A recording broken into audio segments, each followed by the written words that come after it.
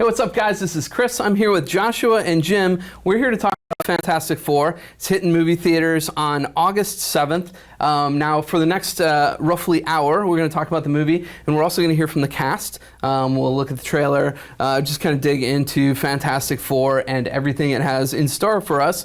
We'll also be taking Twitter questions, which we've already collected. So let's dive in. I want to talk a little bit about, for folks who are like completely coming, I don't know how you could come to this completely without any idea of the Fantastic Four, but let's say you don't know. Kimmy Schmidt. Yeah, if you're Kimmy Schmidt, you've been underground for years. Yeah, tell us, where did this comic first start and origins, all that stuff? Well, back in 1961. That's like seriously only 13 years before I was born, so let's not use old prospector voice. Okay, well, 1961, that's when Stan Lee and Jack Kirby invented the Fantastic Four. Fantastic Four #1 hit, and it was immediately Marvel's first family and Marvel's first superhero team. So it was a big deal. Obviously, they set the precedent for everything to come, like the X-Men and Avengers and stuff. But, you know, they say like the team is like a family. These guys actually were a family, even though they weren't all necessarily related when they first met. The sort of the shtick of that was that they were a family who went on like crazy cosmic adventures and stuff. Right. But they weren't always, even though they're a family, they obviously have like things that they have like rivalries, and they have like a lot of times they would like hate each other, or they would be jealous for some reason or another. So things were like always interesting. So they really were a family then. Yeah, so there you go. I feel like if you come in the middle, you know, it might not automatically occur to you that Fantastic Four is in space, started in space, is very cosmic, because a lot of their adventures, like in the comics, got to be Earth-based, and they were tangling with Earth villains, but in the comics, they basically, everything starts out in the nether. It's also, I mean, it's very much of its time in that it's a cosmic thing. It kind of reflects the space race, the Kennedy era of that sort of optimistic, you know, I will put a man on the moon, or not him personally, we will, you know. But, you know, it had that thing of its time. But another thing about it, beyond just being cosmic, and this ties into, you know, what happens to them when they go into space, is they were really the first superheroes to have problems, which became just sort of what Marvel does with their characters, you know, and that helped people identify with them more and gave them more kind of personality, that despite how fantastical it was grounded in something very human. One of the problems was that Reed couldn't get this white off the side of his head. Tell me about it. Smartest man in the world, but I don't know about Rogaine. Needed some Grecian formula to rub in there. But yeah, so how they got their powers was they went into space, and their shuttle got bombarded by cosmic rays, and then they crashed back down. They realized, and it was actually kind of like horrifying at the time for them, that their bodies were changing in crazy ways. The Johnny Storm, the Human Torch, could set on fire, fly around. Invisible woman, Sue Storm, she could turn invisible, and then later that she could also like project force fields and stuff. I feel like her powers especially like really grew out over time. Yeah, I feel like hers, they realized were kind of lame. And they were like, we need to really bulk this up. And then in one story, Dr. Doom himself said that she was the most powerful of all of them. And then Reed, you know, Mr. Fantastic. It's not true. The stretchy guy is the most powerful. He just, sure. You know, if you've seen The Incredibles, you kind of know what they already do. He could like stretch really far, and is practically invulnerable in a lot of ways. And then the Thing, who's like this big, rocky, like Hulk-like creature, who often fights the Hulk. I liked in the comics when Mr. Fantastic would like be a catapult and stuff like that, or he would like catch something, would make himself super like become a net or whatever, you know, like he was the all-purpose kind of guy. But another thing though to point out about these characters is that not only are they sort of a reaction to the space race, the you know, the age of space exploration and all that, but also, you know, fear of radiation, fear of the atomic era, and the X-Men kind of grew out of that too. But and the Hulk. You know, and the Hulk, and even Spider-Man, he's a radioactive spider. I mean, so they're very reflective of both the hopes and the utter fears of that particular era. You know? Yeah. Look who you'd have. You could become. I just took y'all to school. It's like now Fallout is filling that role, but back then it was like Fantastic Four and Spider-Man and things like this. But yeah, and you know, a lot of people just so assume that Doom has always been the villain, and he kind of has been. Yeah, but he wasn't the villain. He was not the first villain. Yeah, that was the Mole Man. If you've seen the iconic like Fantastic Four #1 cover, it's of this Mole Man, one of his creatures coming out of the earth, and they're like fighting him. I love that cover because it really does look like, to me, a giant Oscar the Grouch. But also, I believe, and correct me if I'm wrong, but aren't they all in their street clothes in that? Yes. They're not actually in superhero costumes. In the first issue of Fantastic Four, they don't get into costume. Yeah. They just kind of like use their powers. It's really weird. I would actually recommend going back and reading it because it's a trip going back. But it's kind of a template for how everything has done superheroes. You know, you start, even now you're seeing, you know, things like Daredevil. You know, they start in street clothes. They start with a basic thing, and then they get their costume, and they kind of like, they get the suit. And the suit moment is actually a moment in most. In pretty much every superhero movie, every comic book movie. It's like a christening. Yeah, you're like, and here, we're putting the suit on. You can always do that montage.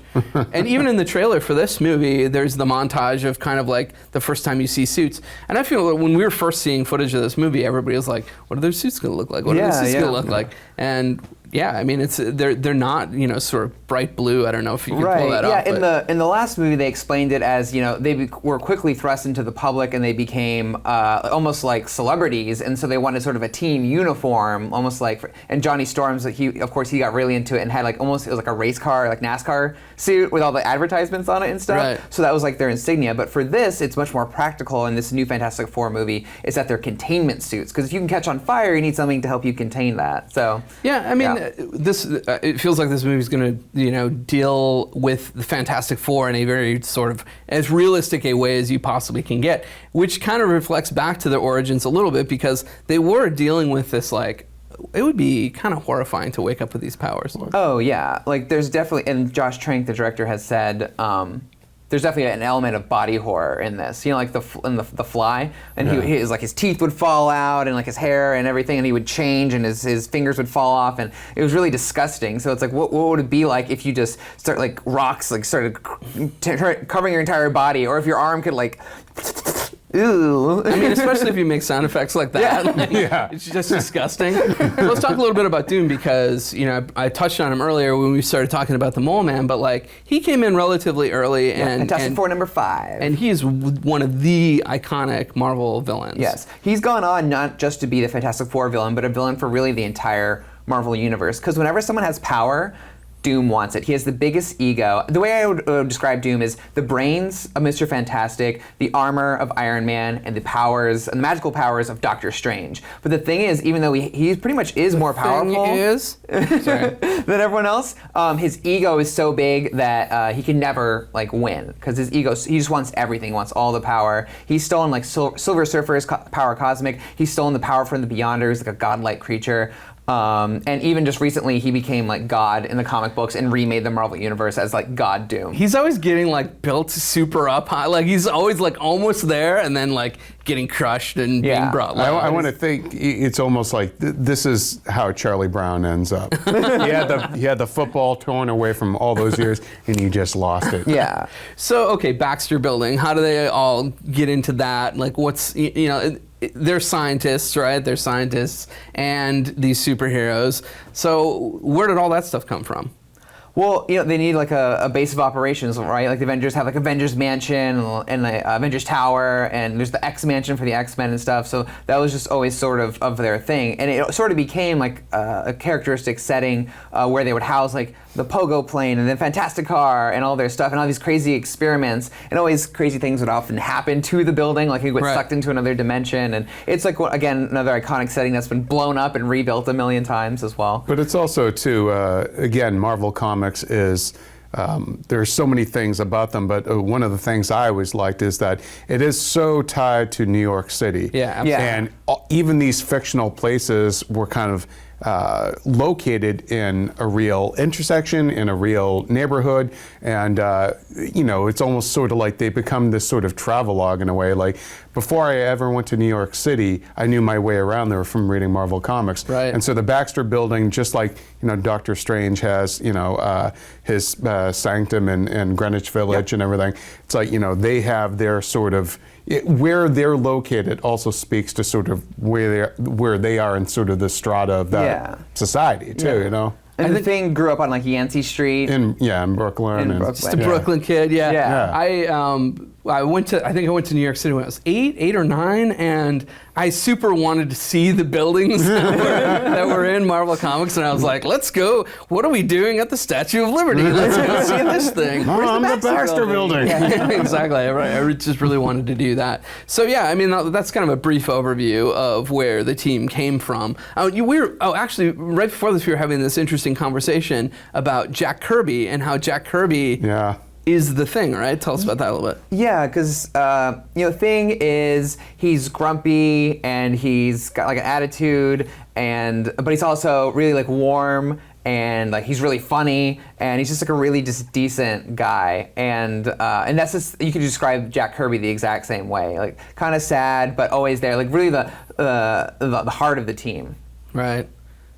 And also, I mean, one of the things about Kirby as well is that, I guess he had a penchant for cigars too. Oh yeah. And even, and Jack Kirby was Jewish, and Ben Grimm was Jewish, and Jack Kirby had a brother who I guess was in like a local street gang, and I believe he died, and they sort of took that same sort of stuff that happened to Jack and kind of made it part of Ben Grimm's origin too. So, there are a lot, just for comics fans, there's some wonderful little like you learn about your creators too as you read these books. I love when you dig into comics and you find those details out. Yeah, and it's even worth saying that the Thing is he used to be the logo for Marvel Comics before Spider-Man. Yeah. Oh yeah, that's true. He was so popular. He was like the character you showed up to see. He was really cool. Awesome. Well, we're going to take a look at the trailer now, and we'll be back to talk a little bit about the final trailer for Fantastic Four before it hits theaters. So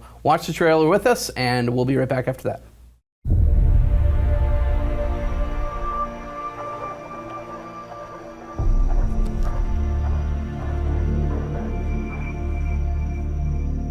I'm building something.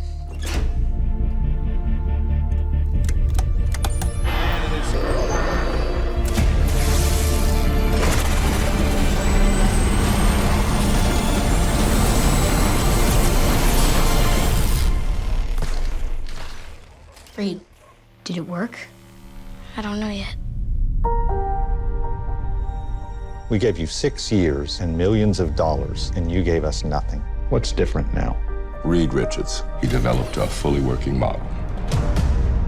There are no greater minds than the ones in this room. I gotta say, it's fun having you here. Really? No. You've cracked interdimensional travel. Together, you could change the course of history. You guys sure you're in the best shape to be doing this? Yeah. 3. We're good. 2. 1. Due to a tragic accident, the survivors all exhibit unique physical conditions.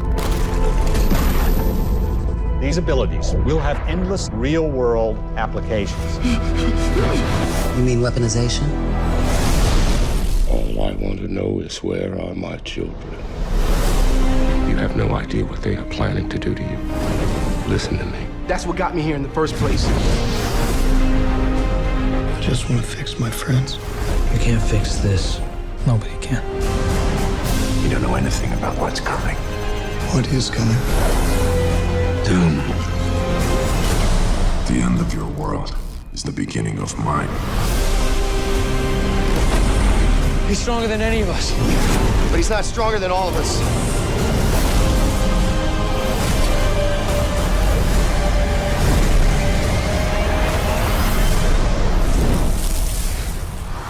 You guys ready to have your minds blown?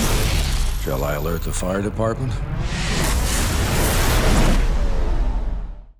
All right, so that was the last trailer we're going to see of Fantastic Four before it hits theaters. And there were a couple little nuggets in here that we hadn't seen before. So what did you guys notice? We heard Ben Grimm, the Thing, talk for the first time, which was weird because it was his actual, just the actor's voice unfiltered. I thought normally you'd think they'd add some sort of like rough gravelly. Like they did with the Michael Chiklis one. Jim made that joke earlier. Actually, Yeah, I'm the pun master here. His voice should have been like, "I'm the thing, man. Yeah. I'm a rock monster." I mean, at first, it jumped out at me as being, well, that's a little disconcerting, but I think it actually works because it speaks to the character's sort of vulnerability. You know, he's this big, scary-looking thing, again, but you know, he's got this sort of soft-spoken voice. It kind of, you know, it's more. Well, you can't say more bark than bite because he's not. But he's also going to have quite a bite, I'm pretty sure, as you can see. And you know, like some interesting you know, stuff with Doom. You got to see a little bit more of Doom. You get to hear him speak a little bit more in this one as well. He looks like crazy. Like they just threw away what they did in the comic book, really, and just made him this sort of like metal creature, and he's like glowing like lines. And so I'm really interested to see like exactly what they're doing with him. When he's got the hood off, there's that one sequence of him walking through, you know, a lab or something like that. Yeah. He's got the suit off. You can kind of see the glowy parts of it. So it's an interesting look at him. We'll talk a little bit about more about Doom in a little bit, but.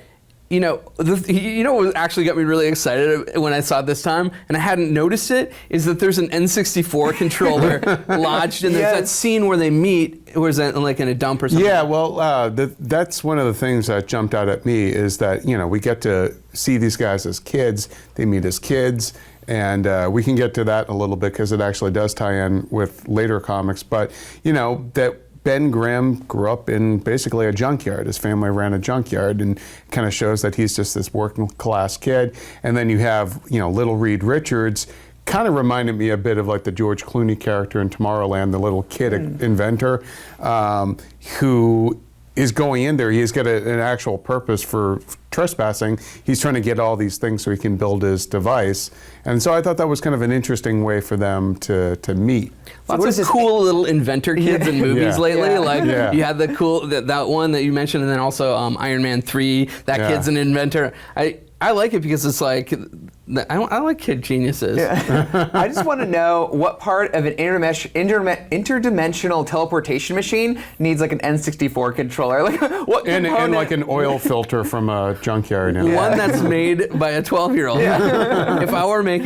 When I was 12, if I was making the interdimensional space travel machine or whatever it is, like initiating up, down, left, AB, right. Oh, it's on the, you know, it's the first dual joystick or something. No, it wasn't the first, but.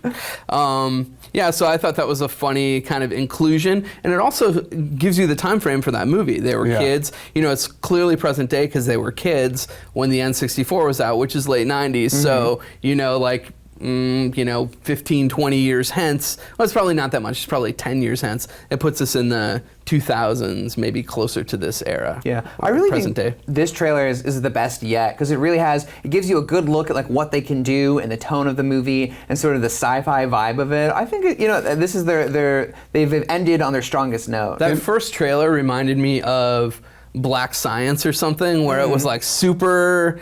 I mean, Black Science isn't like the comic I'm talking about. It's not super, super dark, but it had that feeling of like bleakness and like, you know, it kind of reminded me a little interdimensionality. bit of Interstellar too, the first one. But this one, I like that there was a. You get an idea of that there are multiple kind of threats going on there because you have Doom, and then you have some stuff explained about what other people, what other camps are involved with. Okay, now that we have these fantastical, superpowered people, what can we do with them? You know? We guarantee that if we ever discovered superheroes, superpowered people in the world, the government would be all over that. And that's a big theme in superhero movies in general. I feel lately, like we were talking about superheroes when they came out, all the radioactivity and stuff like that. Now it's like government control and putting people into boxes that they can easily sort of it used to be off. that the heroes would just sign right up to go help the government, and then it seems like in the years since Vietnam and everything, and it's become much more like, you drag kicking and screaming to help the government. The government in the trailer, it seems to be playing like an antagonistic force, like they're like capturing them and experimenting on them. Thing is like taking the tops off of tanks and like bashing others with them and stuff. So it'll be interesting to see exactly like how they align like their interests with the Fantastic Fours. Yeah, and how do you reconcile that? Because like these guys have gotten government funding forever. It's really, really like it's obvious mentioned in the trailer. So you know, and then you're out there destroying government property. So there's definitely going to be something at cross purposes. Yeah, I mean, the government would think like, don't we kind of own you? Basically, like we kind of made you, you know. So this some of the stuff that we saw in the trailer ties right into our first Twitter question from Daniel Nguyen, who says, was the story setting derived primarily from classic Earth 616 or the Ultimate Universe? There are some elements from the classic, but it's mostly from the Ultimate Universe, which for those who don't know, in year 2000, Marvel sort of made a separate universe that was like really easy to jump into, reinvented and modernized a lot of origins and updated a lot of stuff about their comic books to make it more easily accessible to jump into. But I will say, like in the very first Fantastic Four comic, the first time we ever see Johnny Storm, he's working on a car, and then when we saw Michael B. Jordan, the first time in these trailers, he was working on a car. So there are some cool little like neat things in there. But it is very much Mark Miller's Fantastic Four, and Brian Bendis also worked on it. Because the interdimensional stuff comes from that. Yes. They updated the whole thing. Like you couldn't really do space race, or let alone going and stealing a spaceship. Yeah, that's a lot of time. You'd have been nuked out of the sky if you stole a rocket right now. So yeah. And I like that. Like it more plays to the Fantastic Four's like shtick, is that this weird science, and they're one of their iconic other dimensions is the end zone, like the negative zone. Right. So for them, I think that's where they're going in the movie. It hasn't been really confirmed yet, but for them to jump into this other dimension and explore that I think is really cool. Well, they don't blatantly say it, but I think we all assume that's what it is. I think even if they don't name it, we're going to be like, no, it's the end zone. The end zone. Yeah. Really putting them in the end zone. Yeah, it's known for having giant, like, horrible monster insect creatures. So if you see one of those, you'll know it's the end zone. I wonder if that's going to set up anything possibly for sequels or something like. Whatever, if you can go in there, then stuff can come back up. Yeah, there's another villain, Annihilus, who could maybe pop out for the sequel, depending. Nice. Yeah, definitely possibilities there. Anything else? I mean, like clearly, I think just the overall team makeup comes just from 616. To a degree, they've changed some stuff in that Franklin is the father, played by Reggie Cathy, who is on House of Cards, The Wire, and he is the father of Michael B. Jordan. Yes, and. They adopt Sue Storm. Yeah. And then Reed is just Reed, and well, Sue Storm also, like her character seems much more in line with the way the Ultimates made her more of sort of, a focal point for the team. In the early stuff in the old book, she's kind of more not a damsel in distress, but she didn't have too much to do. She was kind of like their Betty Draper until they gave Betty Draper something to do. Yeah, and the Ultimates, and later on in the comics, and then also just from the starting point in the Ultimate, she's given a much more active role and more to do, and she was a lot more involved with all the science and everything. Yeah, and Kate Mara's version seems much more in line with that. She's there like at the computer and stuff, and it looks like she's like fighting in some action scenes and stuff. Yeah. So she is in the thick of it from the beginning, which I really like that. And the other thing about this, we touched on Doom earlier, and we'll talk about it a little bit again. He was actually a member of the team in this, right? Like he's actually like probably their computer guy based on information that we have about him. That's also Ultimates, right? Yeah. Yeah, he was a part of the experiment too. Yeah. And in the Ultimates one, doesn't he?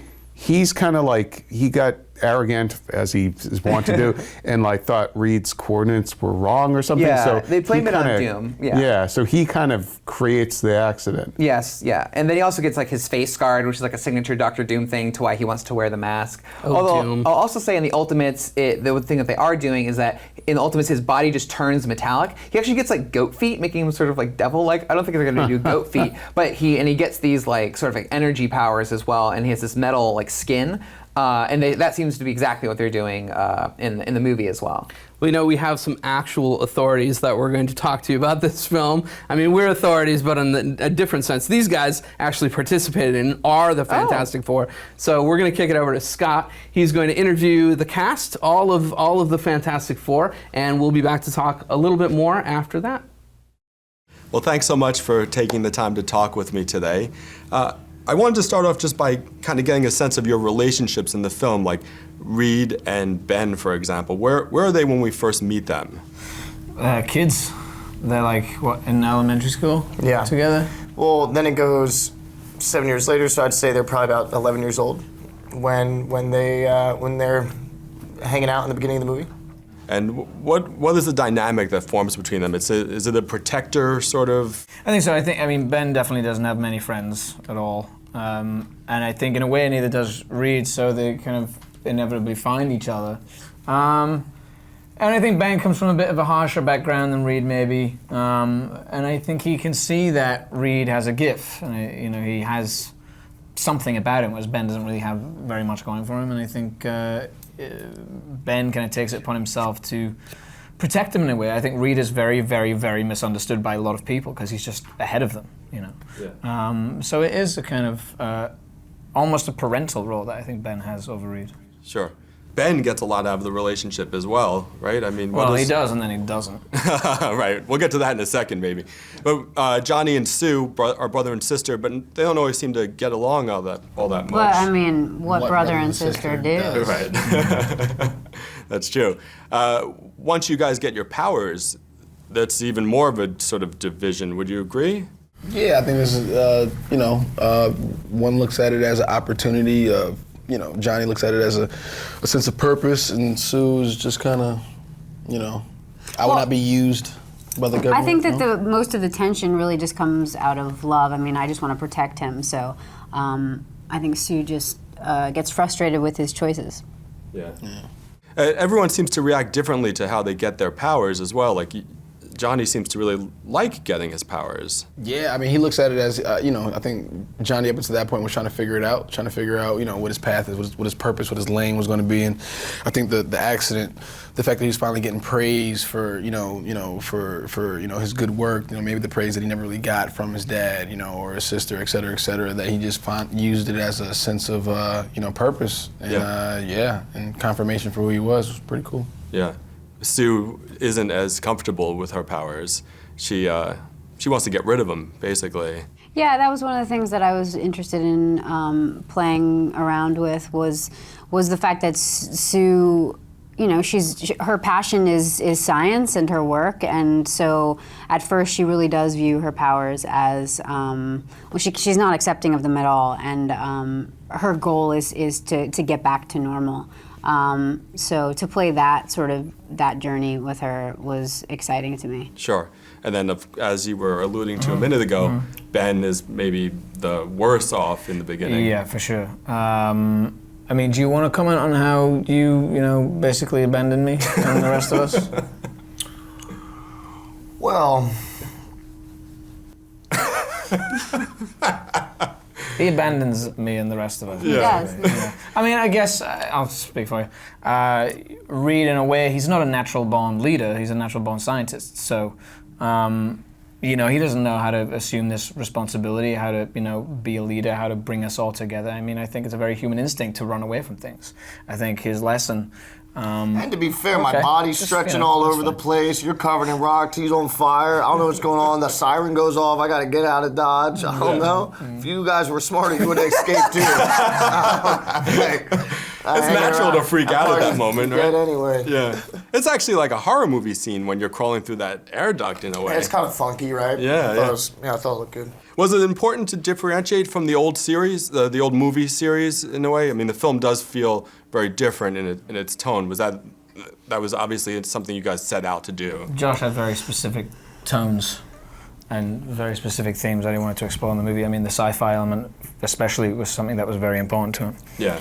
But, we're not the ones who kind of sat around and said, you know what, let's revive the Fantastic Four. That was, Fox, that was their idea. They had the property, and Josh, those were really the people that came and said, we want to make something completely different than the last ones, and then, as our job, it's really just to help kind of fulfill that vision. Yeah, sure. Doom obviously is an important part. Doom! Toby, how would you describe Reed's relationship with Doom? Well, I think I respect Victor. Obviously, he kind of was on this project and then left it. I didn't know that I'd been working on the same thing by myself. I had no idea that it was a project that he had started and left a couple years ago. So I think there's that mutual respect, absolutely. And I see him. I don't think Reed really sees his equal as far as IQ goes, anywhere, and perhaps sees a bit of that with Dr. Storm and with Victor. Yeah. Is Reed smarter? Oh yeah. I mean, do you see the end of the movie? Well, we don't want to get into spoilers. We don't want to get into spoilers, but I suspect maybe Doom wouldn't agree. No matter how the movie might end, Doom might not agree though. I would hope not. It wouldn't be very Doom of him. Right. Yeah. What would you guys like to see in future adventures of the Fantastic Four?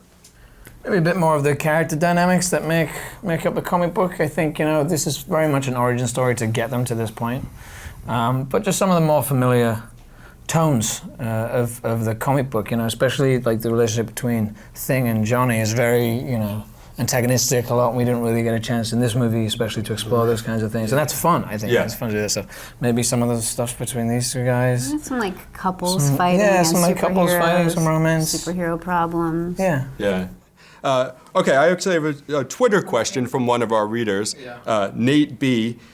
He was wondering how much reading of the comics did you guys do in prepping for the movie, or was it mostly the script that you worked from?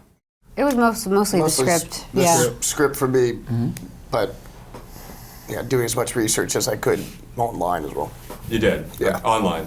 Yeah. Yeah, good old Wikipedia, right? Yeah. That's a good starting point. And then reference, da-da-da. Yeah.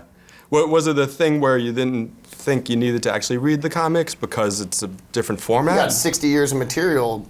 Yeah. So at some point, I think you're almost overloading yourself, and because we're doing such an interesting thing, obviously the Ultimate Fantastic Four is around the time period that we're doing, and can lend itself nicely. But just because you know where your character ends up in 20 years, I don't know how much that's affecting you at this moment, especially pre-accident. Yeah, sure. Okay. Well, great. Thank you so much for taking the time to talk.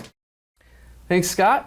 So we got to hear from the good guys. Let's talk a little bit about the bad guy, a little bit more about the bad guy. We've been talking about Doom a little bit. Now, he's different in that in the comics, he's this crazy Latvian monarch of a foreign country. Yeah, right? He's a king. He's a despot. He's all these things. He's like a dictator, and he rules a kingdom and these people. And if you were to ask one of the citizens, they're like, "Oh, we love Doom," and you don't really know if they mean it or they're like in fearing for their lives. And he uses that. He uses that to gain like diplomatic immunity. Like he'll go do something like equivalent to like a terrorist act, like on one of his nefarious plots against the Fantastic Four or Avengers or something. But he'd be like, "Yeah, you can't arrest me. I'm a dignitary from a foreign nation." I feel like Doom is a living terrorist act. I mean, that's essentially his role is. Even his name. He's there. Yeah. I mean, his name is Doom. Yeah. And this is not. His last name is not Doom. It's Victor Domashev. So clearly, you've got this real world scenario and a realistic sort of more gritty vibe to this. So you're not going to have him be some crazy king off in Eastern Europe. So what have they done to change him? Well, in this one, he's part of the team. He's been described as a hacker, but it's basically he's just the computer expert. And you see Toby Kebbell, the actor who plays him, a few times in the trailer, once with Michael B. Jordan, and sort of a more comedic moment. So we don't quite know what the dynamic is yet between, Victor and Reed. Are they buddies? Do they not get along from the get-go? Like, will it be sort of a tragic relationship between them? So that's one thing I'm really curious about the movie is, what sort of take on that bond will we see? But I interviewed Toby Kebbell, months ago now, and at that time he did tell me that his take on Victor was that he is somebody who's been in America. He is from Latvia, but he's been in America a long time, and so he has more of an American accent, but you'll hear little inflections, little things kind of peppered throughout. Because when you watch the trailers, and you do hear him speak a little bit, he sounds American. He doesn't quite have that, accent like you thought you would. The vibe I get from all these folks is that they're all mega geniuses, right? and that he's no different. He's if all this stuff hadn't happened, it would be the Fantastic Five, and they would, I guess they become the Fantastic Four because all this stuff happened. But he was originally part of the team. He's he like the broke off. Pete Best of that's a Beatles reference for kids. So. But yeah, it makes me wonder if they are going to incorporate some of the classic Doom things while still doing their new version of him. Because like in the comics, I love like Doom bots, which are just like complete like life model decoys pretty much of him. And every time Doom was defeated, he would, in another comic, he'd be like, oh, that was a Doom bot, that wasn't me, you just beat a robot of me. He's got magic, too. By the way, he has robots that are so advanced that they are like him in every way. Yes. They have his exact intelligence. I don't think we'll see too many Doom bots, do you? Yeah, probably not. Although, it makes me wonder, because it looks like he has an electric like power sort of going on, so I'm wondering if he can control machines and he'll make like little robots or something. That's not been in the trailer, that was total guesswork. I just would like to see something like that. It makes sense that if everybody got affected in some way by going into what we think is the end zone or this other dimension, that he's going to come out and have something happen to him. And if he's got an association with computers or technology, that could make sense. Like it makes sense that he might meld to that stuff. And it's clear that is how they're setting him up to be evil, he's going to use that in an evil way. So we'll see. And also in the comics, I really hope they find a way to do this, is that he's, like I mentioned before, he's a very gifted sorcerer. In fact, that's one of the things I love about him is that he's a scientific sorcerer, and that's what sets him apart from Reed Richards, who's the smartest man in the world, but he knows nothing about magic, and in fact doesn't really like believe in it, and could never even like execute like a basic spell. Unless he has some help with Doctor Strange. But so yeah, it's another thing Which that I won't be wonder happening in this if does magic like have any place in this world, or I'm actually probably going to be more science based. I think not. I mean, I really, really think this is like actually super science based, and that's the force. But who knows what happens in the end zone where maybe they come up with something that looks like magic to us, but it's science-based because of that realm. Yeah. So maybe he's blessed with some sort of cursed, with some sort of abilities that would have been magic in the comics, but in this case, it's kind of like in the Thor movies, how they're like, oh, it's not magic, it's super advanced hyper science. Yeah. Who would be the perfect person to talk to about the Doom factor? Who is that? It would be Toby Kebbell himself. So we're going to cut back to Scott Galore. He's going to sit down with Toby and talk Doom. Well, thank you for taking the time to talk. It's always fun to talk to you. How challenging was it to place Doom, Victor Von Doom, in this more realistic version of the Fantastic Four? The difficulty for me was trying to get the voice just right, because my own voice is terrible. So I wanted to make a voice. I wanted to make a voice that was just, because you meet those people, you're an American, and so you meet someone and they sound. No, I'm not. You're not American? No, I am. Where are you from? America. Right here. From the Four Seasons. That's fantastic. Free advertising. So you meet someone and you're like, where's your voice from? And they're like, oh, I'm South Africa, but I've lived here for 26 years. And so, or I'm English. I meet a lot of English people and I'm like, oh, really, you're English? And they're like, yeah, I've been here a long time. I came here when I was 7 or something like that. So I wanted that element. I wanted that, the place he's from, Doom's from Latveria. So what I wanted was that Eastern Bloc kind of feel, and I was lucky enough to work with a fantastic dialect coach, Michael Buster. So we had a Hungarian and a Lithuanian on tape, and we were listening to them, and Werner Herzog. We were listening to various different things to try and hone in that European influence and then give it the American twang, because he's been over here a long time studying under Dr. Storm. Right, yeah, and which we get from the sort of explain. Yeah. But in that we do see paperwork or something where it says that you're from Latveria? Is that how you say it? Latveria, yeah. So, which I should know because I've been reading the comics since I was a kid. Yeah, but I mean, that's the thing, when you're a kid and you're reading a word that doesn't exist, you're like, blah, blah, Right. blah. What? Oh, so he's from Latveria, and it's not until your friend goes, he's not from there. I'm sorry, Right, dude. I'm gonna I out-geek didn't know you on a this one. made-up word. So sorry. But so we know that you're from there in the film. Yeah. Did you build a backstory about how he wound up over here with Dr. Storm? I mean, that's, the lucky thing is the amount of information you have from the Fantastic Four comics. It's, Miles said at Comic-Con, he was like, it's like studying an historical character. And it's kind of true, it's actually a very articulate thing to say, because there's a lot of information out there, and they go in wild different directions. So really who he is at his core, with his arrogance, that was important to play. But the backstory I played was the backstory he has, which is his mother made a deal, she's a gypsy, Romany gypsy, who made these terrible deals, ends up in hell, there's another dimension in hell, and his father dies protecting him, dies from exposure. And, you know, that kind of burden. Did I play that throughout the character? I tried to play issued, somebody with issues. You know, it's someone who has a burdened past.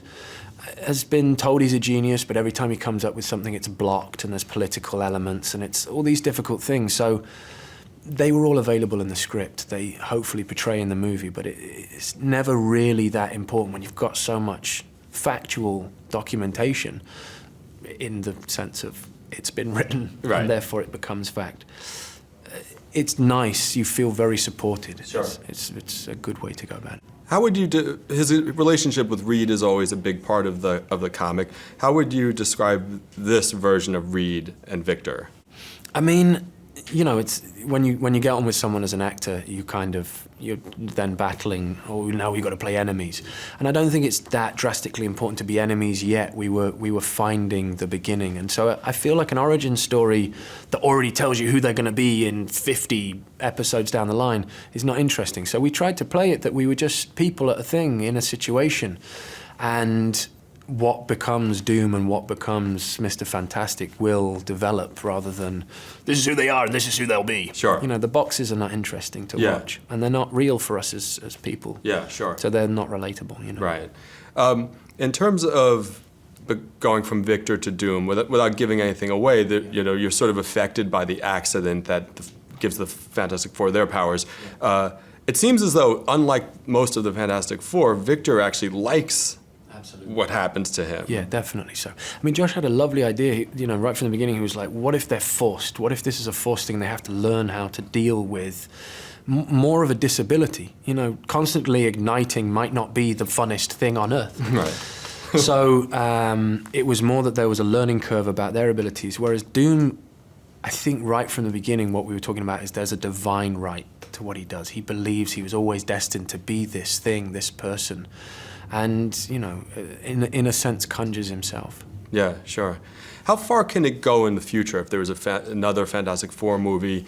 Doom is so important to the Fantastic Four. In terms of comic book villains, I feel like Doom and the Fantastic Four are so intertwined. Like, can you start to go into the you know, more comic booky side of things, like him living in a castle and all that stuff? Yeah, fingers crossed. I mean, he goes back to Latveria, becomes the king of Latveria. Right. He gives himself a doctorate. This is the arrogance of Dr. Doom. Oh, I'd like a doctorate, please. I'd like to be Dr. Doom. So, yes, I mean, there's eons of information for us to go into, and I think that's what's so exciting for the studio, to look at the prospects of what could be. Yeah. And, you know, I'd be privileged, it'd be an honor to be involved with it. But, sure. Yeah. Now, you played Koba last summer in Dawn of the Planet of the Apes, which is, you know, such a great movie and such a great character. Thank you. Very kind. Do you see any similarities between Koba and Doom? Yeah, I mean, being that they're a bad guy, and what I tried to do, and perhaps it's becoming samey, but what I tried to do again was, rather than, you know, Koba's very damaged. It's definitely very clear why he's so aggressive. And it's very much an aggressive thing with Koba, whereas Doom's trying to use his intelligence as much as possible. His physical prowess is, no one can doubt it. It's in the comics. In this movie, it's more important for me to have a journey of making decisions that have put me as the bad guy.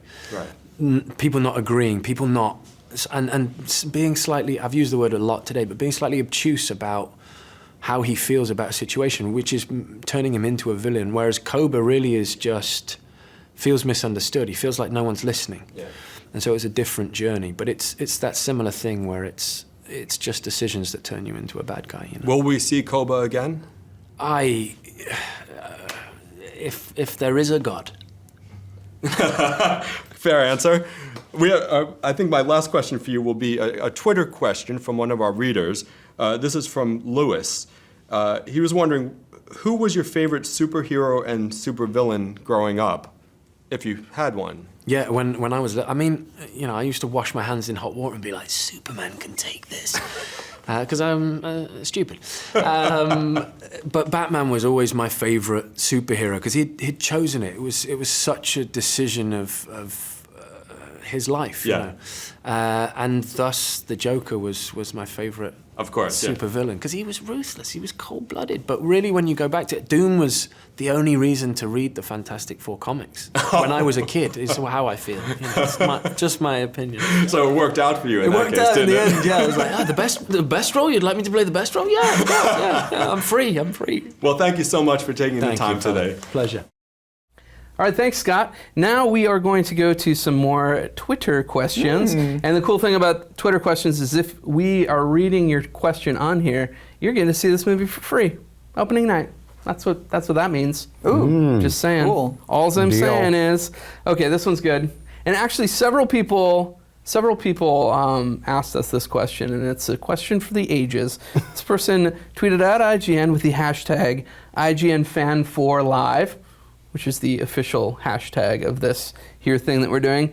Why doesn't the thing wear pants, asks Matt at MGTechHD. Why doesn't the thing wear pants? And I think what he's asking is, why doesn't the thing wear pants in this movie? Yes. And we have answers. We do, thanks to the trailer. Look at this.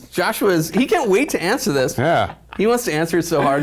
Well, Matt, but why does anyone have to wear pants, really? You're right. It's society. And then it took a horrible turn. Okay, well, actually, in one of the little kind of promotional reels where they have like a scientist talking about the Fantastic Four, and he just says that because his rock is pretty much impenetrable, he's like invincible, they didn't make him a containment suit. But that still begs the question, can you have some, like, you know... Human dignity. Yeah, give us dignity. I looked in the comics where he just wore the underwear. You know, Yeah. it wasn't Right. necessarily like the Hulk pants that are all like... the Speedos. It's just the underwear. And I'm like, did he have those custom made? He had to have, right, in the comics? Yeah. There's that awesome exchange in Mallrats where Kevin Smith is going off about the Thing and his anatomy and what's there and what isn't. And Stan Lee's like, you need to give it up, man. Stop wondering about this. What's wrong with you? There's a great moment in the Ultimate Fantastic Four comic book where Reed has, they've just gotten their new powers, and Reed has Thing like in an examination room, and he's asking him all these questions. And one of the questions, he's like, can you go to the bathroom? And Thing's like, yeah. And Reed's like, can I watch? Well, he doesn't have any, not to go down this path, but we're down. He's got no rock junk going on down there. That we can know see. That we know Maybe of. it's like it like collapses in. He's got to have like a something mine there. cave in. I don't want to talk about this Yeah, anymore. and maybe it could unfold a protrusion. Moving on, and we're done with You that. asked, Matt. You asked for this. Matt, this is your fault, and you should be ashamed of yourself, but not really. Okay, this guy has a good question about, we're talking about the interdimensionality of this. Hunain Ahmed says, why did Fantastic Four decide to give the four powers through dimensional travel instead of the classic way? And I think, Well, we kind of touched upon that when we spoke about its the influence of the Ultimates, but from what I understand, by going into this zone, each person is affected through somehow how they get through the zone, or it affects them very specifically, and that explains why they get the powers that they do, and that Reed didn't end up the Thing and all that. So I don't have a clearer answer for you. That's just something I've gleaned from some of these videos and stuff. I think if you talk about it purely from a story perspective and purely from a why did they do it in this movie perspective, it is just because it's hip, it's fresh, it's new, it's what the kids are talking about. But it's different, and I think it's more of the time now than, say... I mean, nobody goes to the moon anymore, so, We're not launching rockets, we're not worried about radioactivity, we're worried about, like, propulsion engines and other dimensions and impossible things that we weren't even thinking about in the 60s. And I think there's just, it's just like a closer sort of the times version of the it's story. where science is at now. It's Yeah. like if you want to make it that these are the world's greatest scientists, well, they're not going to be studying stuff that was cracked 50 years ago. They're going to be studying stuff that the scientific community is trying to crack now, you know. And weirdly, you know, we don't have a ton of astronauts anymore. We aren't shooting like men and women into space much anymore. But not you know, unless you're Richard Branson and you want to commercialize that. Yeah, exactly. Well, you can see. I mean, I think the desire to go to space is still there, and I think if we discover new technology, we'll for sure be, you know, doing that. And all the Pluto stuff that's going on recently is really cool. So I think there's a sort of like resurgence in that. But this is like way more cutting edge science, I think. Yeah, and I think it really just comes down to, we know that like Mark Miller has, he's like a sort of a creative consultant of sorts. I like the creative sultan. Yeah, that's actually much cooler. Mark Miller, do you hear that? That's your new title right there. On these movies. I am the creative sultan. So obviously they're going to go to his Fantastic Four story, his ultimate Fantastic Four story, where he reinvented them, and that was one of the things that he changed to make it a different dimension. And also when you do that, also what we talked about earlier is that it opens up the story possibilities of using that alternate dimension and the characters that we find there. Like we were saying, like the big bug creatures and Annihilus and stuff. Yeah, so that I sets think, up things for like sequels and other stories. Yeah, and also too, I mean, I feel like, you know, if you go into the cosmic stuff, then it becomes, you know, another alien invasion movie, and you know, Marvel Studios has been basically doing that, but by going into another dimension, then you're doing something a little bit different. You're kind of opening the door, literally in a way, to anything is possible. You know, not everyone probably believes in aliens, but you know, there's still something to be said about, ooh, it's the fifth dimension. I don't get that, so I guess anything can happen. You know? Yeah. 5 dimensions, 5 people go in these dimensions, 4 come out. Good. Fantastic, you might say. I don't know why I adopted that voice. It's your fault, Matt. It wasn't even his question. It's still your fault. I'm still blaming Matt. Oh, okay. He put me in this mood. All right, Evelyn H has another question, and this is I think this is also kind of answered in the trailer. What does the U.S. military really want out of Reed's experiments? Well, they say the word weaponize them. So I mean, if you're the government and you've funded these experiments and basically they own your ass at that point, if you now have somebody who is indestructible, can tear a tank apart, yeah, you're going to want to use that guy. You have somebody that can just basically turn anything into, you know, just throw fireballs at things and can fly, and is also, you know, I guess relatively impenetrable because bullets will just melt if they come near him. And then you got a guy that can stretch anywhere, could steal stuff. And then you have an invisible woman, which is, you know, she can... Invisibility. And she has the force fields and stuff, so yeah. Invisibility in warfare would just be like one of the best things. No fair. At least in, you know, espionage, you could use it in, you know, sort of all kinds of special... They want to be heroes. They don't want to do this stuff. That's true. And that's why they seem to get on the bad side. Well, you know, the other thing about these guys, there's a clip in that same promotional thing you were talking about with The Thing. They were talking about them as assets. You know, it's exactly what you were saying. The government owns these folks. So I am really, really curious on how they're going to make.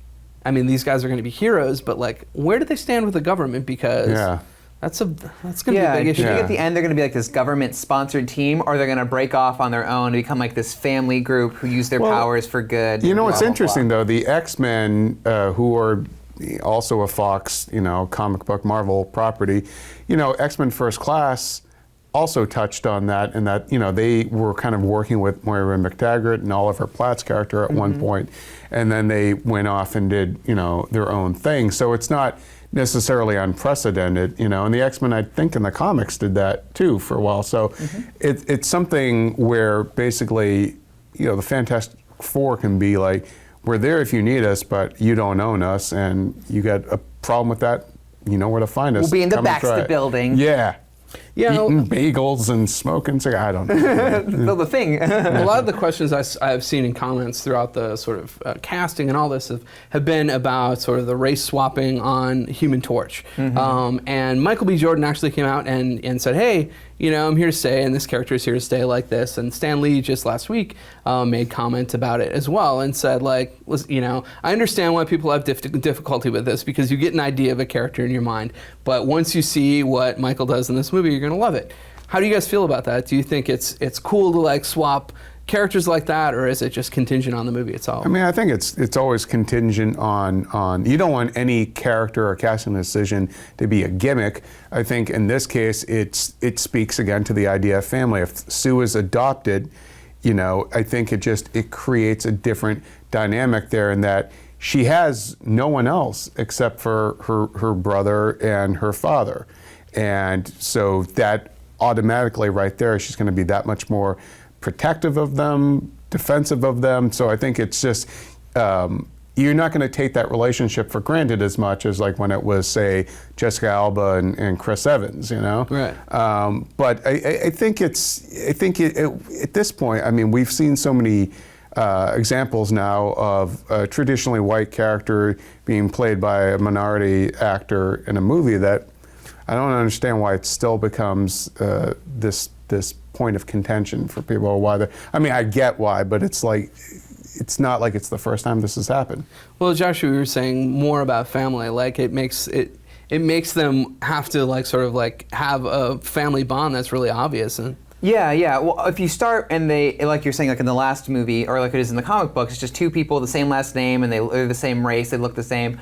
That you just understand that they're family. But if you have this other scenario, which is a very like modern thing, like there's a lot of mixed race people and like families out there. So in these comics were made in the 60s, where most characters were white, and so now we're at a time where we're reinventing them and modernizing them, and so it makes sense to have like diversity among them. Imagine that. So if you have Johnny Storm as a black character, and then Susan Storm is white, but that they're siblings, they then have to prove that to the audience to show that they do have that bond, and that will again inform like the rest of the team, because they are like Marvel's first family, and I think that will play into it, and that's something I'm really actually interested to see how they handle. Well, it's also too like there are two pairs of siblings, because Ben and Reed are basically been friends since childhood, so they're kind of surrogate brothers in a way. Yeah, I love how we had talked about how this reflects the times, and it does. It's like this is more a reflection of the times, diversity, and I really love teleportation, diversity. Yeah, interdimensionality, diversity. I do like the adoption angle too, because I think that's an interesting twist on the traditional Fantastic Four team.